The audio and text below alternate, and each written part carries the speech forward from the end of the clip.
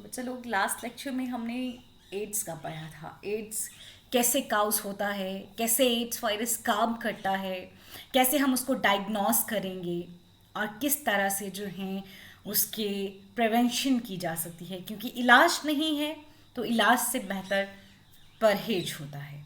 ठीक, तो मैंने कहा था कि मैं एक्स्ट्रास करवाऊंगी आपको, लेकिन आई एम थिंकिंग कि मैं पूरा चैप्टर कंप्लीट कर दूं, उसके बाद जो भी एक्स्ट्रास हैं उनको एक साथ ही करवाऊं एक लेक्चर में। ठीक है, तो कैंसर, कैंसर आज बहुत ही कॉमन बीमारी है, बहुत जगह बहुत लोगों में हमको देखने को मिलती है। कब किसको कैंसर हो जाता है हमें पता भी नहीं चलता है, क्योंकि आज हमारा लाइफस्टाइल ही शायद ऐसा है कि नहीं पता चलता कि किसको कब कैंसर हो गया। आपने अपने आसपास कहीं ना कहीं किसी ना किसी रिलेटिव को सुना होगा कि कैंसर हो गया है। और आज दुनिया में सबसे ज़्यादा जो केसेस हो रहे हैं, मतलब डेथ हो रही हैं बीमारियों से, उनमें ये कैंसर भी एक बड़ा नाम है कि कैंसर की वजह से हर साल बहुत सारी जो हैं वो मौतें होती हैं। ठीक, एग्जैक्टली होता क्या है, हम सब की बॉडी में प्रोटो ऑन्कोजीन्स होती हैं। हम सब की बॉडी में प्रोटो ऑन्कोजीन्स होते हैं। ऑन्कोजीन वो जीन्स होती हैं जो कैंसर काउज करती हैं। कैंसर काउजिंग जीन्स को ऑन्कोजीन कहा जाता है। ठीक है, तो प्रोटो ऑन्कोजीन हम सब की बॉडी में होती हैं जो कि इनएक्टिवेटेड होती हैं, किसी ना किसी वजह से वो एक्टिवेट हो जाती हैं और कैंसर काउज कर देती हैं। तो हर इंसान में प्रोटो ऑन्कोजीन्स हैं, अगर किसी वजह से वो एक्टिवेट होती हैं तो हमें भी कैंसर हो सकता है। ठीक है, सो कैंसर जो है एक नॉन इन्फेक्शियस डिजीज है। Cancer is one of the most dreaded diseases of human beings and is a major cause of death all over the globe। ठीक है, बहुत ही खतरनाक बीमारी है आज कैंसर भी, और पूरी जो धरती है उस पे डेथ का एक बहुत बड़ा कारण भी कैंसर है। More than a million Indians suffer from cancer and a large number of them die from it annually। हर साल 1 मिलियन से ज़्यादा भारतीयों को, 1 मिलियन समझते हैं ना आप, 10 लाख। ठीक, हर साल 1 मिलियन से ज़्यादा भारतीयों को कैंसर हो रहा है और बहुत सारे लोग हैं जो इस कैंसर से मर भी जाते हैं। ठीक है, the mechanism that underlie development of cancer or oncogenic transformation of cell, its treatment and control have been some of the most intense areas of research in biology and medicine। Okay, तो biology और medicine में, क्योंकि इस time cancer, मतलब corona अभी आया है, उससे पहले कैंसर जो था वो एक बहुत बड़ी प्रॉब्लम बन चुका है, क्योंकि किसी को भी कैंसर हो जाता है। ठीक है, तो ये जो मैकेनिज्म है कि किस तरह से कैंसर हुआ, हमारी प्रोटो ऑन्कोजीन जो है कैसे ऑन्कोजेनिक बनी, ऑन्कोजेनिक ट्रांसफॉर्मेशन ऑफ सेल कैसे हुआ, फिर हम इसको कैसे ट्रीट करें, कैसे कंट्रोल करें, है ना। ये सब जो चीज़ें हैं ये बायोलॉजी में और मेडिसिन में बहुत ही इंटेंस एरिया है रिसर्च का। बहुत सारे लोग इस पे रिसर्च कर रहे हैं, क्योंकि कैंसर अभी तक पूरी तरह ट्रीट नहीं होता है अगर वो ज़्यादा स्टेजेस तक फैल चुका है तो। ठीक है, तो चलिए देखिए, अब हमारी बॉडी में जो है, आपको पता है हमारा शरीर एक टाइम तक ग्रो करता है। ठीक है, हमारी सेल्स को एक टाइम तक ग्रो होना होता है। एक सेल दूसरी सेल के कांटेक्ट में जब आती है तो वो दोनों सेल्स जो हैं वो अपना ग्रोथ रोक देती हैं, उसको हम कांटेक्ट इनहिबिशन बोलते हैं। लेकिन जब किसी सेल में ये कैपेबिलिटी, कांटेक्ट इनहिबिशन की प्रॉपर्टी नहीं रहती, मतलब वो सेल अब नहीं रुकती और कंटिन्यूसली ग्रो करती रहती है, आगे आगे जो है वो अपने कार्सिनोजेंस को, कैंसर काउजिंग एलिमेंट्स को फैलाती रहती है, स्प्रेड करती रहती है, तो उससे क्या होता है, बस बाकी की सेल्स में भी कांटेक्ट इनहिबिशन की प्रॉपर्टी खत्म होती है और वो फैलती रहती हैं और ट्यूमर बन जाता है। देखिए क्या लिखा है, in our body cell growth and differentiation is highly controlled and regulated। this is very true। हमारे शरीर में जो सेल का ग्रोथ है और सेल का जो डिफ्रेंशिएशन है, मैचुरेशन होना है, वो बहुत ही कंट्रोल्ड है, बहुत ही रेगुलेटेड मैनर में होता है। बहुत सारे चेक पॉइंट्स होते हैं, बहुत सारे इंपॉर्टेंट इवेंट्स होते हैं जो सेल की ग्रोथ को और डिफ्रेंशिएशन को कंट्रोल करते हैं। ठीक। लेकिन in cancer cells there is breakdown of these regulatory mechanism. Cancer cell में क्या होगा, अब ये ग्रोथ कंट्रोल्ड नहीं रहेगी, ठीक है, they will be break down, ये रेगुलेटरी मैकेनिज्म जो होंगे ये टूट जाएंगे, कोई रेगुलेशन सही से नहीं हो पाएगा सेल में, तो कैंसर सेल जो होगी उसमें सही से रेगुलेशन नहीं होगा। Normal cell shows a property called contact inhibition by virtue of which contact with other cells inhibit their uncontrolled growth। देखिए, नॉर्मल सेल में एक प्रॉपर्टी होती है कॉन्टैक्ट इनहिबिशन की, जिसके अकॉर्डिंग क्या होता है कि जब भी वो किसी दूसरी सेल के कॉन्टैक्ट में आएगी तो फिर उन दोनों की ग्रोथ जो है, अनकंट्रोल्ड ग्रोथ जो है वो रुक जाएगी, ठीक। लेकिन कैंसर सेल में ये कॉन्टैक्ट इनहिबिशन की प्रॉपर्टी नहीं होती है, ना उसमें कोई रेगुलेशन होता है ग्रोथ और डिफरेंशिएशन का, ना ही कैंसर सेल में कॉन्टैक्ट इनहिबिशन की प्रॉपर्टी होती है। तो so cancer cells appears to have lost this property, okay। As a result of this, cancerous cells just continue to divide, giving rise to masses of cells called tumors। और इसी के बदले में क्या होता है, क्योंकि कैंसर सेल जो है उसमें कॉन्टैक्ट इनहिबिशन की प्रॉपर्टी नहीं है और वो डिवाइड करती रहती है, ना उसकी ग्रोथ और डिफरेंशिएशन पे कोई कंट्रोल है, तो वो डिवाइड करती रहती है और फाइनली जो है वो एक ट्यूमर बन जाता है। आप देखिए यहाँ पे कोई सेल है ना जो क्या करना, अनकंट्रोल ग्रोथ हुआ उसका, फिर वो क्या करेगी, आगे आगे फैलती जाएगी, बढ़ती जाएगी और किस तरह से एक ट्यूमर की जो है वो ग्रोथ हो चुकी है, ठीक। अब ट्यूमर दो तरह का होता है बेटा, benign tumour and malignant tumour. एक जो एक ही जगह पे रहता है, मैलिग्नेंट जो पूरी बॉडी में फैल जाता है ना। देखिए, tumours are of two types, दो तरह के ट्यूमर्स होते हैं, बिनाइन एंड मैलिग्नेंट ट्यूमर। कैसे होते हैं बेटा, बिनाइन एंड मैलिग्नेंट ट्यूमर्स। अब ये बिनाइन ट्यूमर कैसे होते हैं, जो एक ही पोजीशन पे रहते हैं, है ना, उनको हम बिनाइन ट्यूमर कहते हैं। बिनाइन ट्यूमर इतना खतरनाक नहीं होता क्योंकि बिनाइन ट्यूमर को रिमूव किया जा सकता है, ठीक है। मैलिग्नेंट ट्यूमर को ट्रीट करना बहुत मुश्किल होता है, बिनाइन को ट्रीट किया जा सकता है। देखिए, बिनाइन ट्यूमर में क्या होता है, normally remain confined to their original location and do not spread to other parts of the body and cause a little damage। समझ गए आप, बिनाइन ट्यूमर एक ही जगह पे देखिए कन्फाइंड रहता है। ये देखिए आप यहाँ ये पर्सन जो हैं इनके देखिए ये ट्यूमर बना है, सेल की ग्रोथ हुई है, यहाँ सेल की ग्रोथ हुई है, ठीक है। ये तो तुम बोलोगे कि मैम जो मोल होता है उसकी तरह हमको लग रहा है, बेटा वो एक तरह का ट्यूमर ही है, वहाँ अनकंट्रोल ग्रोथ हुई है सेल की, ठीक है। लेकिन वो कन्फाइंड रहता है एक रीजन पे। कई बार आप देखते हैं कि उभार होते हैं लोगों में, बूढ़े लोगों में खास तौर पे उनकी टांगों पे आपको अलग अलग जगह उभार देखने को मिल जाते हैं इस तरह सेल्स के बाहर को, है ना। तो मतलब फिर भी बिनाइन ट्यूमर में सेल्स जो हैं वो ट्यूमर एक जगह पे रहता है और ये स्प्रेड नहीं होता बाकी के बॉडी पार्ट्स में, तो बहुत कम डैमेज करता है और इसको हटाया जा सकता है, ठीक है। हाँ जी, ठीक है। चलिए, अब what happen during malignant tumours, ठीक है। मैलिग्नेंट ट्यूमर में क्या होगा, मैलिग्नेंट ट्यूमर्स जो हैं वो एक जगह पे नहीं टिके रहते, ठीक है।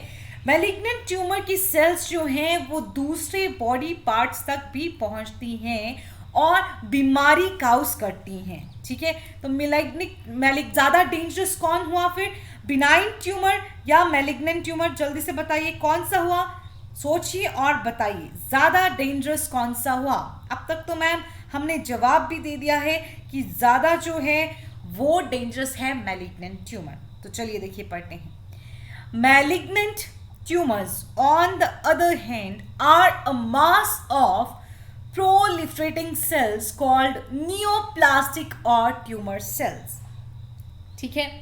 तो मैलिग्नेंट ट्यूमर्स जो है एक मास होता है, मैलिग्नेंट ट्यूमर में क्या होता है, एक मास होता है ट्यूमर सेल्स का, नियोप्लास्टिक सेल्स का। नियोप्लास्टिक सेल्स जो हैं वो एक अबनॉर्मल मास ऑफ टिश्यू होता है बेटा, ठीक, जो फॉर्म करता है क्या, आगे ट्यूमर, बड़ा बड़ा ट्यूमर बना देता है, ठीक।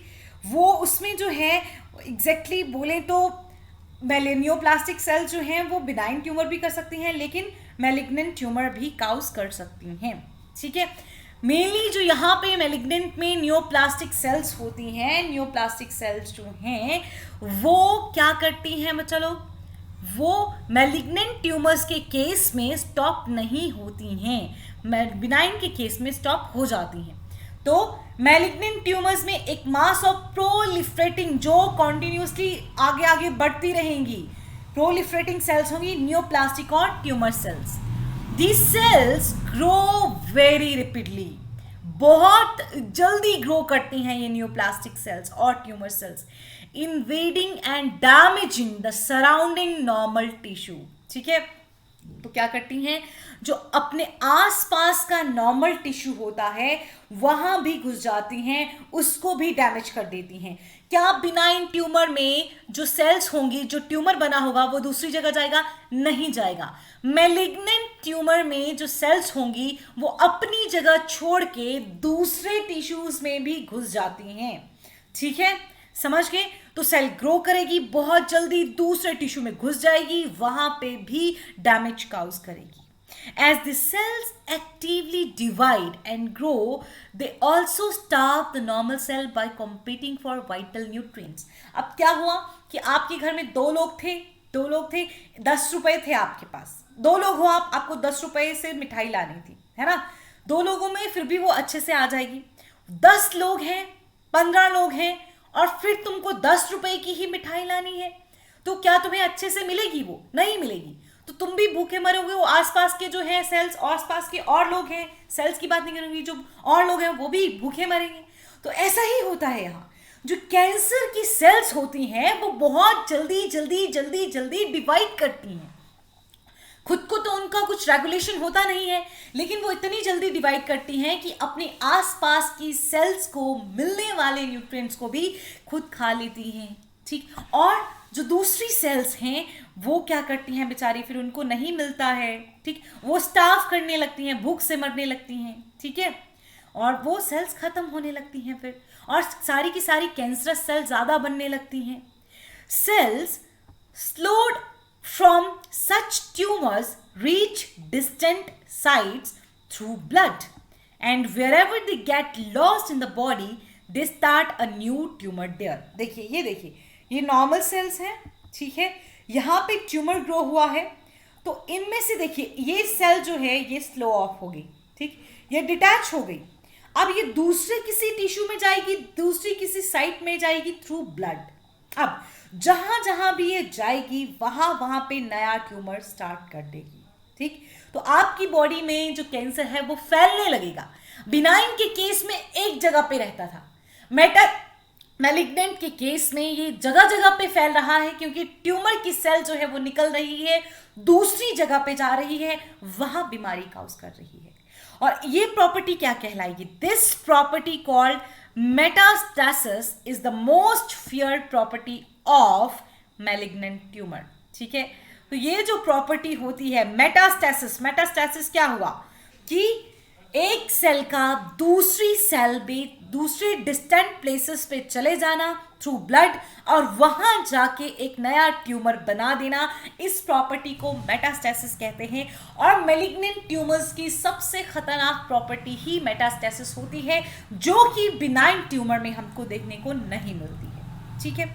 अब कैंसर का काउज क्या है, किस वजह से जो है वो कैंसर होता है? बहुत सारे रीजन होते हैं, केमिकल होते हैं, फिजिकल होते हैं, रेडिएशंस होती हैं, तो बहुत सारे रीजंस हैं जिनकी वजह से कैंसर हो सकता है। देखिए, transformation of normal cells into cancerous neoplastic cells में be induced by physical, chemical और बायोलॉजिकल एजेंट्स, ठीक है।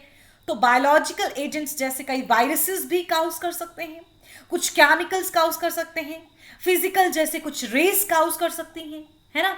तो जो भी एजेंट्स जो हैं फिजिकल, केमिकल या बायोलॉजिकल, जो कैंसर काउज करेंगे उनको कार्सिनोजन कहा जाता है। तो cancer causing agents are called carcinogens. This can be physical, chemical और बायोलॉजिकल।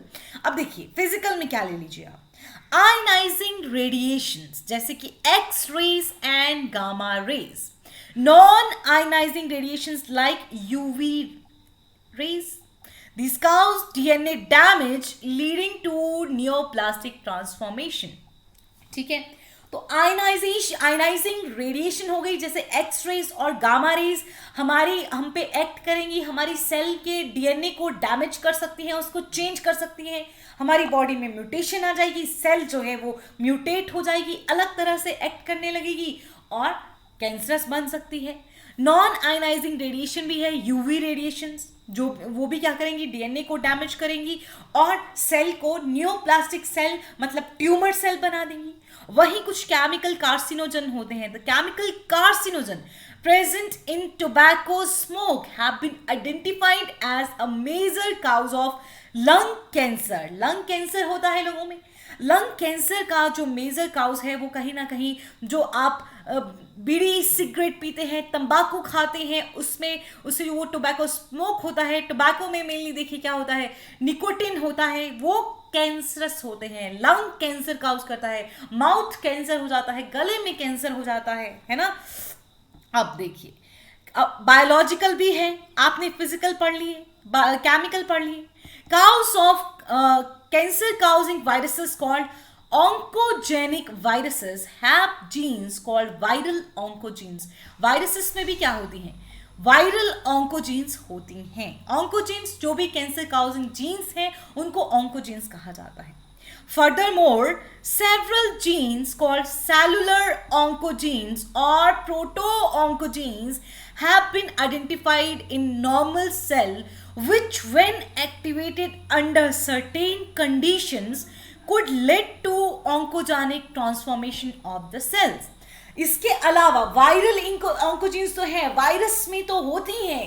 देखिए वायरस काउज कर सकता है हमको कैंसर, है ना, वायरस में तो होती ही ऑन्कोजीन, लेकिन हमारी बॉडी में भी कुछ प्रोटो ऑन्कोजीन्स होती हैं, कुछ सेल्युलर ऑन्कोजीन्स होती हैं, जिनको जब एक्टिवेट किया जाएगा, कुछ कंडीशन के अंडर जब वो एक्टिवेट होंगी तो वो सेल को ऑन्कोजेनिकली ट्रांसफॉर्म कर देंगी, नॉर्मल सेल को कैंसरस सेल बना देंगी। ठीक है, चलिए अब कैसे इसको डिटेक्ट किया जाए, कैसे कैंसर की डायग्नोसिस होगी। अब तक कैंसर पढ़ा, कैसे कैंसर होगा वो पढ़ा, physical, chemical and biological. Physical में रेस पढ़ी, केमिकल में आपने पढ़ा तंबाकू में पाए जाने वाले केमिकल जैसे, फिर आपने बायोलॉजिकल पढ़ा कि वायरस हो सकते हैं। लेकिन हमें पता कैसे लगाना है कि कैंसर हो चुका है, तो इसके लिए जो है देखिए टाइम से पता लगना, कैंसर का टाइम से पता लगना बहुत जरूरी होता है।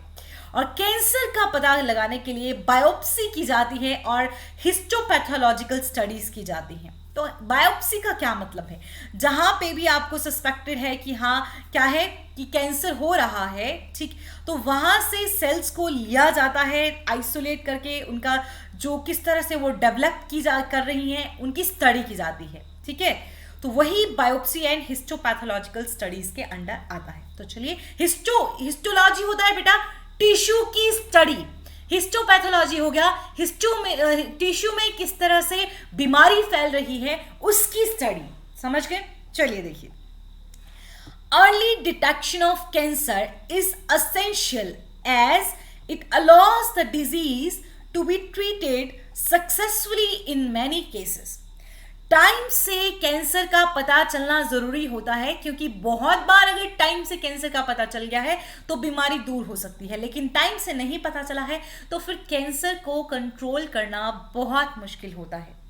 Cancer detection is based on biopsy and histopathological studies of the tissue. याद रखिए किस पे बोला है, कैंसर का पता लगाना, कैंसर की डिटेक्शन जो है वो किस पे डिपेंड करती है, biopsy and histopathological studies of tissue and blood and bone marrow test for increased cell count in case of leukaemias. ठीक है, एक तो बायोप्सी की जाएगी, हिस्टोपैथोलॉजिकल स्टडीज की जाएंगी, और ब्लड और बोन मैरो में देखा जाएगा कि क्या किन्हीं सेल्स का जो काउंट है वो इंक्रीज हुआ है। जब भी हमारे शरीर को कोई मुसीबत होगी तो हमारा इम्यून सिस्टम काम करने लगेगा। इम्यून सिस्टम में मेन सेल कौन सी काम करती है? White blood cell. ठीक है, तो ब्लड में और बोन मैरो में व्हाइट ब्लड सेल का जो काउंट है वो इंक्रीज हो जाता है। ठीक, बायोप्सी की जाती है कैंसर डिटेक्शन के लिए, हिस्टोपैथोलॉजिकल स्टडी किया जाता है, और ब्लड और बोन मैरो में इंक्रीज्ड सेल काउंट देखा जाता है इन केस ऑफ ल्यूकेमिया। तो ल्यूकेमिया क्या होता है बेटा? ल्यूकेमिया में एक क्या होता है, वाइट ब्लड सेल का इंक्रीज होता है बहुत ज्यादा। याद रखिएगा, ल्यूकेमिया क्या हुआ? ल्यूकोसाइट का इंक्रीज। ठीक, इन बायोप्सी, अब बायोप्सी में क्या किया जाता है, ये देखिए, ये बायोप्सी हो रही है यहाँ पे। ठीक, a piece of suspected tissue cut into thin section is stained and examined under microscope by a pathologist। तो बायोप्सी और हिस्टोपैथोलॉजिकल स्टडीज में बस इतना होता है। जैसे ये लंग्स हैं, लंग्स में कुछ ट्यूमर है, ट्यूमर जो है उससे कुछ सेल्स ली जाएंगी। ठीक है, ये हो गया बायोप्सी, और वो सेल्स और टिश्यू को स्टेन किया जाएगा और माइक्रोस्कोप के अंदर देखा जाएगा। तो ये हो गया हिस्टोपैथोलॉजिकल स्टडीज। ठीक है, तो समझ गए बायोप्सी में और हिस्टोपैथोलॉजिकल स्टडी में क्या होगा? टिश्यू लिया जाएगा, उसको स्टेन किया जाएगा और अंडर माइक्रोस्कोप देखा जाएगा बाय अ पैथोलॉजिस्ट। ठीक है, अब देखिए, अब अंडर माइक्रोस्कोप देखा जाएगा, फिर और भी कुछ टेक्निक्स हम यूज कर सकते हैं, जैसे प्रोजेक्शनल रेडियोग्राफी। देखिए, ये है प्रोजेक्शनल रेडियोग्राफी। जैसे ये एरिया है जहाँ पे क्या हो रहा है, ये समझा जा रहा है कि हाँ यहाँ पे क्या होगा, कैंसर, इस वाले रीजन में कैंसर तो नहीं है। तो ये एक्सरे जनरेटर है और ये देखिए एक्सरे डिटेक्टर है और ये रेडियोग्राफ आपका आ जाएगा। ठीक, वहीं पे देखिए कंप्यूटर टोमोग्राफी, सीटी स्कैन जो है वो इस तरह से किया जाएगा, एमआरआई भी कुछ इस तरह से किया जाता है। तो देखिए, कैंसर डिटेक्शन और डायग्नोसिस के लिए कुछ टेक्निक्स का हेल्प हम लेते हैं। देखिए, टेक्निक्स लाइक रेडियोग्राफी मतलब use of X rays, CT scan मतलब कंप्यूटेड टोमोग्राफी एंड एमआरआई, याद रखिएगा full forms, magnetic resonance imaging are very useful to detect cancer of internal organs. ठीक है, इंटरनल ऑर्गन्स को, आपके बिल्कुल अंदर जो एक तो बाहर आपको कहीं बाहर जो ऑर्गन जिनसे डिटेक्ट किया जा सकता है, बाहरी ऑर्गन को देख के जो डिटेक्ट किया जा सकता है वो अलग है। इंटरनली जो आपकी गट में ऑर्गन प्रेजेंट हैं उनका कैंसर अगर आपको डिटेक्ट करना है तो रेडियोग्राफी, सीटी स्कैन और एमआरआई किया जाता है। Computed tomography uses X-rays to generate a three-dimensional image of internals of an object। देखिए, रेडियोग्राफी भी एक्सरेज को यूज करती है और कंप्यूटेड टोमोग्राफी भी एक्सरेज को यूज करती है ताकि किसी भी ऑब्जेक्ट के अंदर का जो है हम थ्री डायमेंशनल इमेज देख पाएं। ठीक है, कंप्यूटेड टोमोग्राफी से, सीटी स्कैन से आप अपने अंदर का थ्री डायमेंशनल इमेज दे सकते हैं, लेकिन कंप्यूटेड टोमोग्राफी में भी एक्सरेज का यूज होता है। एमआरआई मैग्नेटिक रेजोनेंस इमेजिंग जो है, it uses strong magnetic fields and non ionising radiation to accurately detect pathological and physiological changes in the living tissue. MRI जो है वो क्या यूज करता है? मैग्नेटिक फील्ड को यूज करता है और नॉन आयनाइजिंग रेडिएशन। तो इसका मतलब है कि एक्स रेज और गामा रेज तो बिल्कुल यूज नहीं करेगा क्योंकि वो आयनाइजिंग रेडिएशन है। ठीक है, तो जैसे यूवी रेज, तो स्ट्रॉन्ग मैग्नेटिक फील्ड्स यूज करता है और नॉन आयनाइजिंग रेडिएशंस को यूज करता है ताकि सही तरीके से लिविंग टिश्यू में जो भी पैथोजन की वजह से चेंजेस आ रहे हैं, जो भी फिजियोलॉजिकल चेंजेस आ रहे हैं, उनको देखा जा सके, उनको डिटेक्ट किया जा सके। ठीक है, चलिए अब दूसरा और एक और आएगा, antibodies against cancer specific antigens are also use for detection of certain cancers. कुछ कैंसर्स के केस में एंटीबॉडीज भी यूज की जाती हैं। ठीक है, याद रखिए आपने डिटेक्शन के लिए क्या क्या पढ़ा, एक एक पॉइंट आपको याद रखना है। एंटीबॉडीज को भी क्या किया जा सकता है, रिक्रूट किया जा सकता है किसके अगेंस्ट, कैंसर स्पेसिफिक एंटीजेंस के against. Okay, techniques of molecular biology can be applied to detect genes in individuals with inherited susceptibility to certain cancer।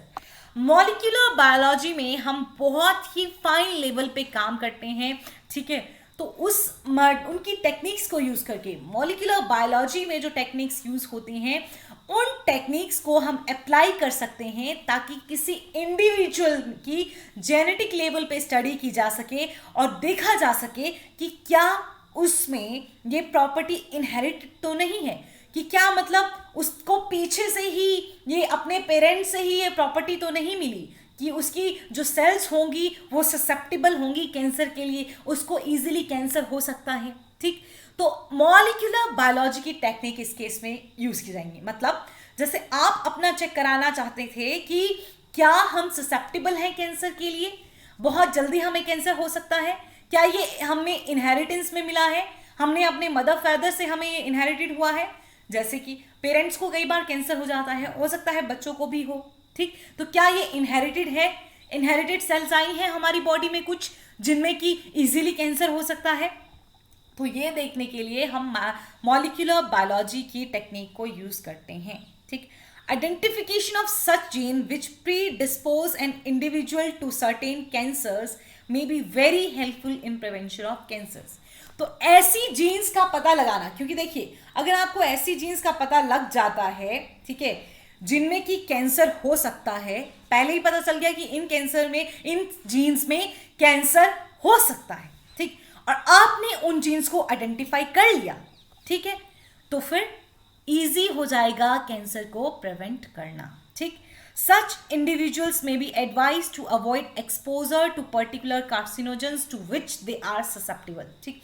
ऐसे लोगों को जिनका देखो पहले ही बता दिया गया कि देखो तुम्हारी बॉडी में सेल्स हैं, उनको बहुत जल्दी कैंसर हो सकता है, तो बेहतर है कि तुम प्रिवेंशन लो, तुम अपना प्रिकॉशंस लो, तुम ध्यान रखो अपना।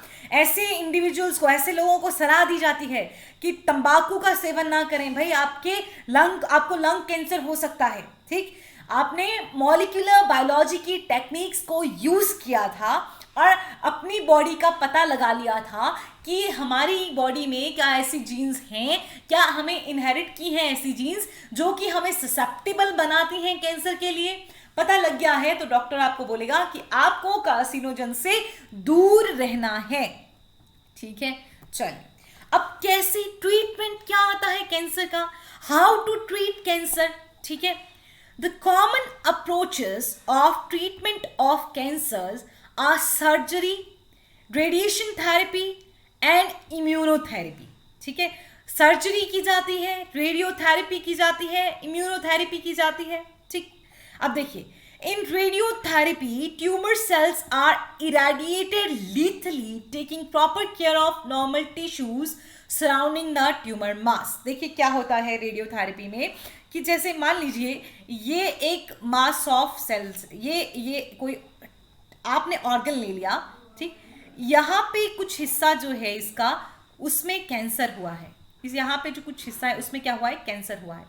अब क्या किया जाएगा, इरेडिएट किया जाएगा यहाँ पे रेडिएशंस को, कॉन्टिन्यूअसली रेडिएशंस यहाँ पे दी जाएंगी, जिसकी वजह से ये वाला सेल्स जो है, ये वाला हिस्सा जो है वो खत्म हो जाए, लेकिन आसपास की सेल्स पे कोई भी दिक्कत ना हो।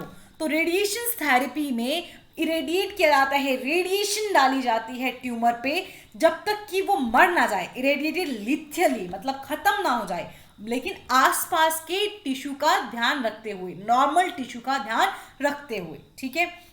Several chemotherapeutic drugs are used to kill cancer cells. Some of these are specific for particular tumors. बहुत सारी कीमोथेरेप्यूटिक ड्रग्स हैं, ठीक है, उनको भी यूज किया जाता है कि वो पर्टिकुलर ट्यूमर के लिए काम कर सकें, ठीक। मेजॉरिटी ऑफ ड्रग्स के साइड इफेक्ट्स होते हैं बेटा, याद रखिएगा, हेयर लॉस, एनीमिया एटसेट्रा। सबसे इंपॉर्टेंट, कैंसर वाले लोगों में हेयर लॉस और एनीमिया आपको देखने को मिलता ही मिलता है, हेयर लॉस सबसे ज्यादा। तो मेजॉरिटी ऑफ ड्रग्स जो हैं उनके साइड इफेक्ट्स होंगे हेयर लॉस एंड एनीमिया, ठीक है बच्चा लोग। अब most cancers are treated by combination of surgery, radiotherapy and chemotherapy या इम्यूनोथेरेपी। ठीक, मोस्टली कैंसर्स में तीनों जो टेक्निक्स हैं, हम तीनों टेक्निक्स का यूज करेंगे ताकि कैंसर को प्रिवेंट किया जा सके। ठीक, tumour cell have been shown to avoid detection and destruction by immune system. जो हमारी ट्यूमर सेल्स होती है ना, जो कैंसर काउज कर सकती हैं, दरअसल वो ट्यूमर सेल्स जो हैं वो क्या करती हैं, वो उनको हमारा इम्यून सिस्टम पहचान ही नहीं पाता है एग्जैक्टली। ठीक है, तो ना वो डिटेक्ट हो पाती है ना वो डिस्ट्रॉय हो पाती हैं। इसलिए हम कहते हैं ट्यूमर सेल्स जो हैं दे show they have shown to avoid detection and destruction by immune system. Therefore, patients are given substances called biological response modifier such as alpha interferon, which activates their immune system and helps in destroying the tumor.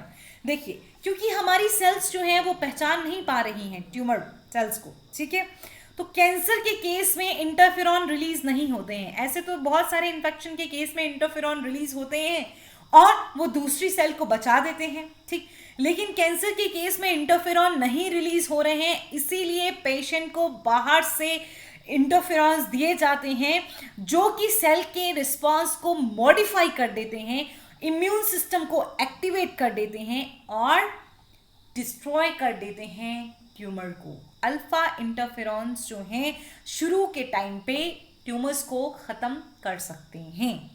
ठीक है।